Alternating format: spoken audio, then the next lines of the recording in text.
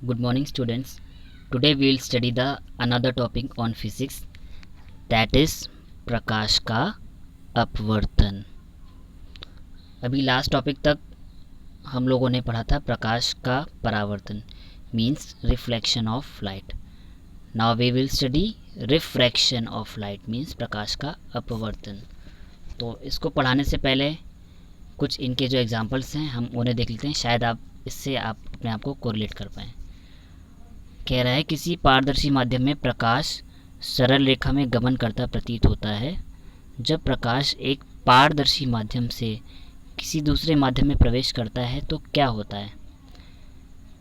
क्या यह अब भी सरल रेखा में चलता है या अपनी दिशा बदलता है?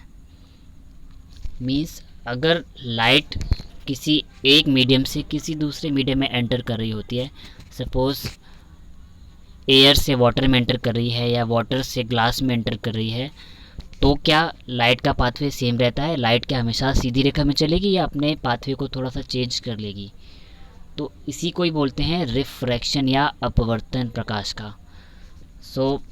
जब भी प्रकाश किसी भी माध्यम से किसी दूसरे माध्यम में प्रवेश करता है, सपोज़ अभी प्रकाश की किरणें वायु माध्यम में थी और वो जल में प्रवेश करती हैं, तो कभी भी प्रकाश जब एक माध्यम से दूसरे माध्यम में प्रवेश करता है तो अपनी दिशा को थोड़ा सा बदल देता है, और इस चेंजमेंट ऑफ डायरेक्शन को ही हम बोलते हैं प्रकाश का अपवर्तन।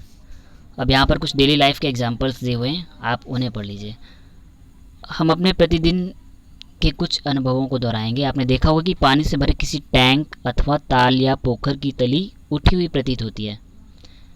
किसी प्रकार जब कोई मोटा कांच का स्लैब किसी मुद्रित सामग्री पर रखा जाता है तो कांच के स्लैब के ऊपर से देखने पर अक्षर उठे हुए प्रतीत होते हैं। ऐसा क्यों होता है? आप नॉर्मली अपनी बुक पर कोई भी कांच का स्लैब रखिएगा और आपको वो जो डिजिट्स हैं वो थोड़ी सी बड़ी दिखेंगी। ऐसा क्यों होता है? इसके पीछे जो मेन रीज़न है वो यही है, प्रकाश का अपवर्तन। क्योंकि जब आप डायरेक्टली बुक को अपनी आईज से देख रहे होते हो तो वो केवल एक सिंगल मीडियम होता है, और जब आप उसके ऊपर कांच की स्लैब रख देते हो तो सेकेंड मीडियम आ जाता है, दैट इज़ हमारा कांच। ठीक है, और उस कांच की वजह से प्रकाश की जो किरणें हैं अपनी डायरेक्शन को थोड़ा सा बदल लेती हैं, और उस डायरेक्शन के बदलने की वजह से ही हमको वो जो अक्षर हैं वो थोड़े से बड़े दिखने लगते हैं। और ये सब क्यों होता है? प्रकाश के अपवर्तन की वजह से। कुछ और एग्जांपल्स हैं, ज़रा हम उनको भी फाइंड आउट कर लेते हैं। क्या आपने किसी कांच के बर्तन में रखे पानी में किसी पेंसिल को आंशिक रूप से डूबे देखा है? यह वायु तथा पानी के अंतर पृष्ठ पर अर्थात पानी की ऊपरी सतह पर टेढ़ी प्रतीत होती है। आपने देखा होगा कि पानी से भरे किसी कांच के बर्तन में रखे नींबू पार्श्व यानी कि साइड से देखने पर अपने वास्तविक साइज से बड़े प्रतीत होते हैं। तो इन अनुभवों की व्याख्या आप किस प्रकार करेंगे? तो अगर हम पहले इंसिडेंट की बात करते हैं कि ये हमने जो पेंसिल का एग्जांपल दिया कि अगर हम किसी पेंसिल को पानी में डुबाते हैं तो आपने बेसिकली देखा हो कि वो पेंसिल पानी के अंदर जाने के बाद थोड़ी सी तिरछी दिखती है। ऐसा क्यों होता है भाई? क्योंकि पेंसिल का वो भाग जो वायु वाले माध्यम में था वहाँ पर प्रकाश की किरणों की दिशा कुछ अलग थी, और जैसे ही माध्यम बदल गया तो प्रकाश की किरणें अपनी दिशा से थोड़ा सा विचलित हो गई, अपवर्तित हो गई। ठीक है, इसी को बोला हमने प्रकाश का अपवर्तन। तो पेंसिल का जो भाग वायु के संपर्क में था वो भाग एक अलग डायरेक्शन में चल रहा था, और जो भाग जल के संपर्क में आया, यानी कि हम जैसे ही हमने माध्यम बदला, वायु से हम जल के माध्यम में आए, तो प्रकाश की दिशा थोड़ी सी विचलित हो गई या परिवर्तित हो गई, और प्रकाश के इसी विचलन को प्रकाश का अपवर्तन कहते हैं। तो मैं पेंसिल वाले एग्जाम्पल को एक्सप्लेन कर देता हूँ, उसके बाद मैं सीधे कुछ डायग्राम्स बनाऊंगा जो आपको क्लियर कर देंगे अपवर्तन होता क्या है। तो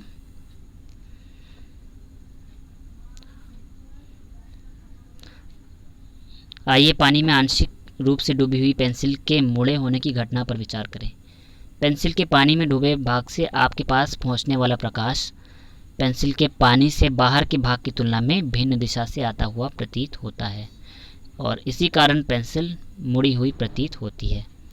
और इन्हीं कारणों से अक्षरों के ऊपर कांच का स्लैब रखकर देखते हैं तो वे उठे हुए प्रतीत होते हैं।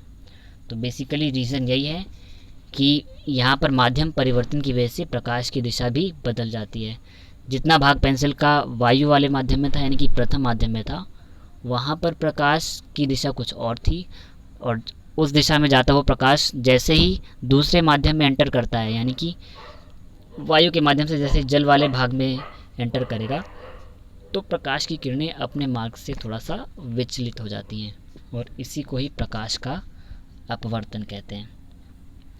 तो बेसिक डेफिनेशन जो होती है हमारे अपवर्तन की, कि जब प्रकाश एक माध्यम से किसी दूसरे माध्यम में प्रवेश करता है तो वह अपने स्थान से या अपनी दिशा से थोड़ा विचलित हो जाता है, या अपनी दिशा को थोड़ा सा बदल देता है, और इस घटना को ही हम प्रकाश का अपवर्तन कहते हैं। इसके लिए इस डायग्राम को आप देख सकते हैं।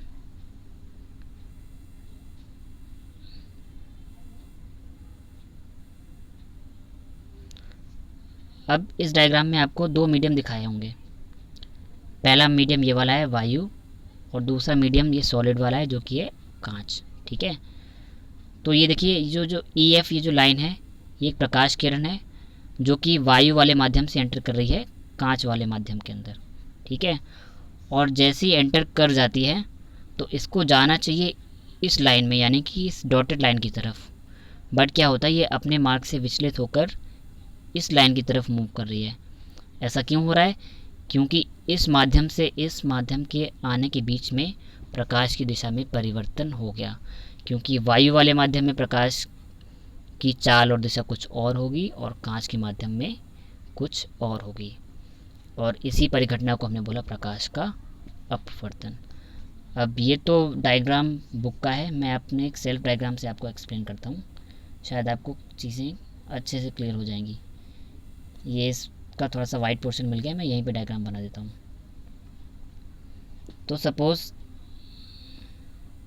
ये हमारी डिवाइडिंग लाइन है, और हमारे पास दो मीडियम है, एक है एयर और दूसरा है वाटर। ठीक है, तो इस रेखा को हम मान लेते हैं मुख्य अक्ष। ठीक है, और मुख्य अक्ष पर हम एक परपेंडिकुलर डाल देते हैं जिसको हम बोलेंगे अभिलंब। ठीक है, अभिलंब यानी कि जो मुख्य अक्ष पर 90 डिग्री का एंगल बना रहा होगा। तो सपोज कोई प्रकाश किरण वायु से चलती है, वायु वाले माध्यम से चलती है और जल वाले माध्यम में गिर जाती है।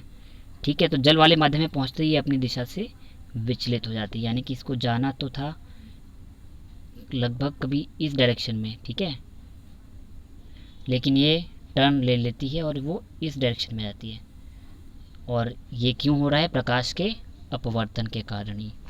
ठीक है, अब यहाँ पे हम दो डेफिनेशन पढ़ेंगे जिन्हें मुझे एक्सप्लेन करना है आज की डेट में, बाकी फिर हम लोग नेक्स्ट क्लास में स्टडी करेंगे। तो ये तो हमारा ये जो, इसको हम लाइन दे देते हैं M,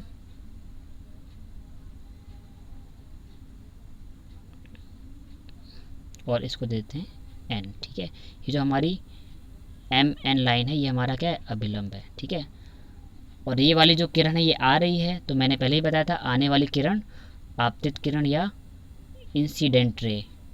ठीक है, अब प्रकाश के परावर्तन में तो परावर्तन हो रहा था, लेकिन यहाँ पे परावर्तन नहीं होगा, लाइट हमारी रिफ्लेक्ट होके ऐसे वापस नहीं जाएगी, लाइट का केवल डायरेक्शन चेंज हो रही है। तो यहाँ पर होगा रिफ्रैक्शन, यानी कि अपवर्तन। तो अपवर्तित किरण को बोलते हैं रिफ्रैक्टेड लाइट, यानी कि RR। ठीक है, रिफ्रैक्टेड रे। अब जैसे कि हमने प्रकाश के परावर्तन में पढ़ा था कि आपतित किरण, मुझे कलर चेंज कर लेना चाहिए, ये हमारी आपतित किरण और ये अभिलंब, इन दोनों के बीच में जो बनने वाला कोण था वो आपतन कोण था। आपतन कोण यानी कि एंगल ऑफ इंसिडेंस, यानी कि एंगल I। क्लियर? और जब हम प्रकाश के परावर्तन में पढ़ रहे थे तो वहाँ पे परावर्तन के बाद परावर्तित किरण और अभिलंब के बीच में बनने वाला कोण था परावर्तन कोण। अब यहाँ पे परावर्तन नहीं हो रहा है, क्या हो रहा है? अपवर्तन हो रहा है। तो ये हमारी किरण है अपवर्तित किरण, और अभिलंब तो हमारा यही वाला है। तो अपवर्तित किरण और अभिलंब इन दोनों के बीच में जो एंगल बन रहा है इसको बोलेंगे एंगल ऑफ रिफ्रैक्शन या एंगल आर। ठीक है, तो परावर्तन के केस में आपतन कोण और परावर्तन कोण बन रहे थे, लेकिन अपवर्तन के केस में आपतन कोण और अपवर्तन कोण बनेंगे। आई थिंक आपको अब ये दोनों एंगल समझ में आ गए होंगे। इसके आगे का टॉपिक मैं नेक्स्ट वीडियो लेसन में डिस्कस करूँगा। Till then stay home, stay safe. Thank you students.